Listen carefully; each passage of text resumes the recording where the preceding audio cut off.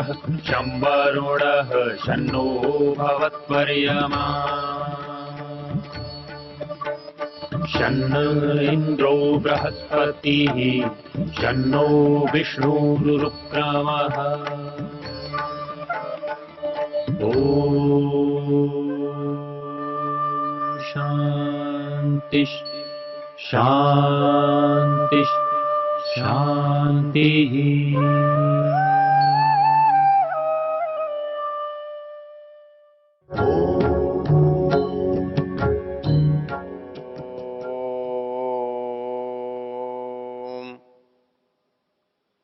हम यजुर्वेद के 32वें अध्याय की चर्चा कर रहे हैं। इस अध्याय में अधिकांश मंत्र ईश्वर के स्वरूप की बात करते हैं। ईश्वर के गुण, कर्म, स्वभाव को बताने वाले मंत्र और उसके अंदर शब्द हैं। हमने पहले मंत्र में देखा कि वह परमेश्वर अग्नि आदि गुणों वाला है। तदेव अग्निस्तदादित्यस्तद्वायुस्तदु चंद्रमा तदेव शुक्रम तद्ब्रह्म ता आपः स प्रजापति। अर्थात उसी को इतने नामों से हम पुकारते हैं। समाज में, संसार में इतने नामों की वस्तुएं हैं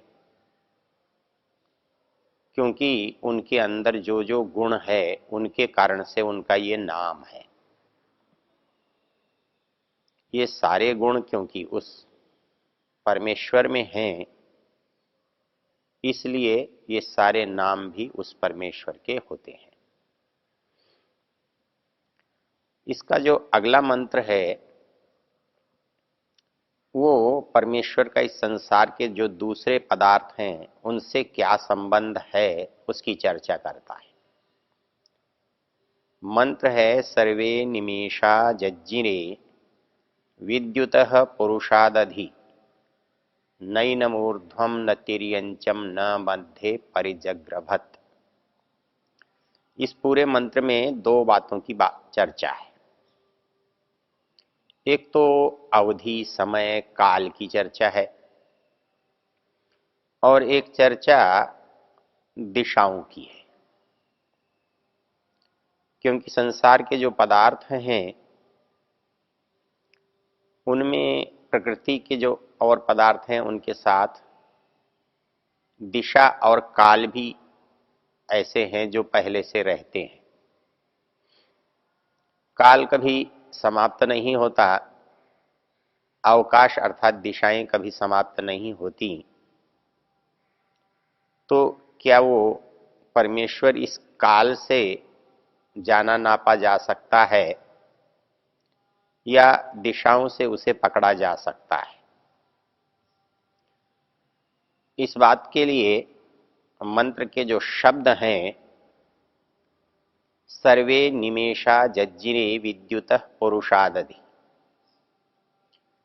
उस प्रकाशमान पुरुष से सब निमेष उत्पन्न हुए हैं। यहां निमेष एक काल के नाप में बड़ा महत्वपूर्ण शब्द है। निमेष काल का सबसे छोटा जो एक भाग है वो है इकाई है। हम देखते हैं जब काल गणना का प्रसंग आता है उसमें काल की गणना निमेष से प्रारंभ की गई है। सामान्य रूप से निमेष का अर्थ होता है पलक झपकना, अर्थात एक पलक झपकने में जितना समय लगता है उसे निमेष कहा है। और जब काल का विस्तार हम करते हैं इसी निमेष से करते हैं। मनु महाराज ने काल के विस्तार को जब समझाया है तो उन्होंने इसी को आधार बताते हुए कहा है, निमेषादश चाष्टौ च त्रिंशत् काष्ठातुता कला, त्रिंशत् कला मुहूर्तः स्यात् अहोरात्रं तु तर्वतः। वो कहते हैं कि निमेषादश चाष्टौ च, 10 और 8, 18 निमेषों से एक कला बनती है। 63 कला से एक काष्ठा बनती है। 63 काष्ठा निमेषादश चाष्टौ च 63 काष्ठातुता कला, 18 निमेष से एक काष्ठा और 30 काष्ठा से एक कला और 30 कला से एक मुहूर्त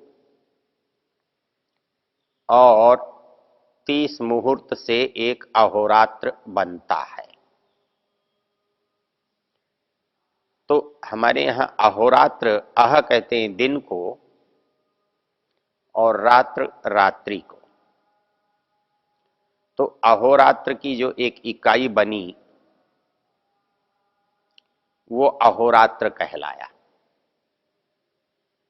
इसका आगे भी बहुत विस्तार होता है। अहोरात्र से पक्ष बनते हैं, मास बनते हैं, उत्तरायण और दक्षिणायन बनते हैं, संवत्सर बनते हैं, युग बनते हैं। उनकी चर्चा हम यहां नहीं कर रहे हैं। यहां परमेश्वर के संदर्भ में काल की चर्चा है। वो कहते हैं, सर्वे निमेषा जज्जिने विद्युतः पुरुषादधि। ये जो सारा काल का विवरण है ये उसी से बनता है, वही उसका आधार है। अथर्ववेद में अनेक काल सूक्त हैं। वहां काल परमेश्वर का ही नाम है। उस काल से ही सारा संसार चलता है, तो परमेश्वर को काल कहा गया है। यह कहता है, सर्वे निमेषा जज्जिरे विद्युतः पुरुषादधि। उस पुरुष से ये काष्ठा, निमेष, कला, मुहूर्त, अहोरात्र ये सब उसी से बनते हैं। क्योंकि काल का जो ये सारा का सारा विभाजन है ये सूर्य के बिना नहीं बन सकता। हम जो दिन है, रात है, ये सूर्य की गति से, यात्रा से बनाते हैं। इसलिए ये जब सब निमेष जिसका निर्माण है वो उसी पुरुष का निर्माण है, उसी पुरुष ने बनाया है। दूसरी जो बात कही है, सर्वे निमेषा जज्जिरे विद्युतः पुरुषादधि, नैनमूर्ध्वं न तिर्यंचम न मध्य परिजग्रवत्। उसे कोई ऊपर से, नीचे से, दाएं से, बाएं से न परिजग्रवत्, उसे कोई पकड़ नहीं सकता। अर्थात उसका कोई मध्य, उसका कोई दायां, उसका कोई बायां, उसका कोई ऊपर, उसका कोई नीचे नहीं होता, क्योंकि वो सब ओर व्याप्त है। इसके लिए मुंडक उपनिषद में एक बहुत सुंदर मंत्र है, पंक्ति है। वो ये कहता है, ब्रह्म ही वेदम पुरस्तात्। ये जो सामने फैला हुआ दिख रहा है वो ब्रह्म है। ब्रह्म ही पुरस्तात् कहता है जो ये पीछे और आगे है ये भी ब्रह्म है। पश्चात ऊर्ध्वम चाधश्च ब्रह्म, ऊपर और नीचे भी ब्रह्म ही है। और सर्वतः सब ओर से देखा जाए तो वह ब्रह्म ही दिखाई देता है। वो ये कहता है कि आप ऐसे फैले हुए, ऐसे विस्तृत ब्रह्म को कैसे सीमा में ला सकते हैं। जो ऊपर नीचे दाएं बाएं जिसका बनता हो, आप उसे सीमा में ला सकते हो। जिसका दायां बायां ही नहीं है, जिसका ऊपर नीचे ही नहीं है, आप उसकी सीमा कैसे बता सकते हो। तो इस मंत्र में जो बात कही गई है कि वो दिशाओं से बंधा हुआ नहीं है, वो काल से भी बंधा हुआ नहीं है। संसार में ये चीजें हैं और उन चीजों से हम संसार को देखते हैं, समझते हैं, किंतु ये चीजें संसार को तो नापती हैं,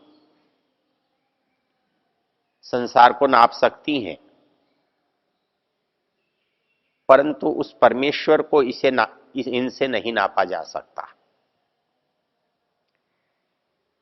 श्वेताश्वतर उपनिषद का एक प्रसंग है। वहां कुछ ऋषि लोग श्वेताश्वतर ऋषि के पास जाते हैं और वो अपने प्रश्नों को, अपनी जिज्ञासाओं को उनके सामने रखते हैं। उन जिज्ञासाओं में एक प्रश्न है, किम कारणम ब्रह्म कुतस्म जाता जीवामकेन क्वच संप्रतिष्ठा अधिष्ठिता केन सुखेतरेषु वर्तामहे ब्रह्मविदो व्यवस्था। आदमी जब इस संसार में आता है और उसके सामने ये पूरा संसार खुला हुआ दिखता है, तो उसे कुछ अपने बारे में और कुछ संसार के बारे में मन में प्रश्न उठता है। और उनमें पहला प्रश्न ये आता है कि ये जो कुछ बना हुआ है, जो कुछ दिखाई दे रहा है, इसका मूल यही है जो दिख रहा है या इसके कोई पीछे चीज है। किम कारणम ब्रह्म, इस संसार का मूल कारण क्या है। कुतः स्म जाता, दूसरी चीज जो इस संसार में है वो हम है, जीवन है, प्राणी है। प्रश्न इसके बारे में भी है और प्रश्न इसके बारे में है कि ये भी कहां से आया, इस संसार का मूल कारण क्या है और जो यहां आया है ये आया कहां से है। किम कारणम ब्रह्म कुतस्म जाता जीवामकेन, अच्छा हम यहां आ गए हैं तो हम जो जीवित हैं ये किस कारण से जीवित हैं। हमारे जीवन का आधार क्या है, ये चल कैसे रहा है। क्वच संप्रतिष्ठा, ऐसा भी नहीं है जो आया है वो यहां ही रहता है, क्योंकि आने की प्रक्रिया से जाना स्वाभाविक रूप से जुड़ा हुआ है। जो नहीं था वो आ रहा है, जो आया है हम उसे जाते हुए देख रहे हैं। तो जितना स्वाभाविक प्रश्न हमारे मन में इसके आने को लेकर था, उतना ही सहज प्रश्न है ये जा कहां रहा है, ये स्व संप्रतिष्ठा, ये कहां जाकर टिकता है। अधिष्ठिता के न सुखे तरेषु, अब जीवन में जो हमारे साथ बीत रही है वो भी एक सी नहीं है। कभी कुछ हमें अच्छा लगता हुआ दिखाई देता है और कभी हमें उसका विपरीत दिखाई देता है। हम कभी सुखी दिखाई देते हैं तो हम कभी दुखी होते हैं। ये सुख दुख हमारी इच्छा और हमारे परिस्थितियों से तो नहीं होते। कौन हमें सुखी कर रहा है और कौन हमें दुखी कर रहा है, हम जब चाहते हैं तब हमें सुख थोड़ा ही मिलता है, या हम दुख चाहते नहीं हैं। दुख कोई भी नहीं चाहता है, लेकिन हमें दुख मिलता है। तो हमें दुख क्यों मिलता है, इन सारे प्रश्नों को लेकर के कहे तो वो कहते हैं कि ये जो संसार है, इस संसार में जो कारण है, संसार के बनने का जो कारण है, क्या क्या हो सकता है। क्योंकि जो चीज है सामने उसको हम देखते हैं तो हमें लगता है ये इसका कारण है। जैसे काल, समय, कुछ लोग कहते हैं जी ये समय से बनता है और समय से ही नष्ट होता है। तो यहां जो काल है उसको निर्माण करने वाला कहा है। लेकिन आगे जाकर एक जो प्रश्न उठाया है वो प्रश्न ये उठाया है कि ये सब जड़ चीजें हैं, ये कुछ बना नहीं सकते। तो एक विकल्प दिया है, तो वो कौन है जो इनसे परे है, वो चेतन है जिसकी इस मंत्र में चर्चा की है।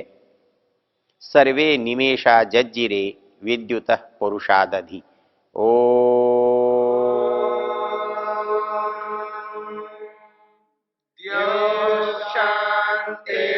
शांतिरंतरिक्षं शांति पृथिवी शांतिरापः शांतिरोषधयः शांतिः वनस्पतयः शांतिर्विश्वे देवा शांतिर्ब्रह्म शांति सर्वं शांति शांतिरेव शांति क्षमा शांतिरेधि। ओम शांति शांति शांति।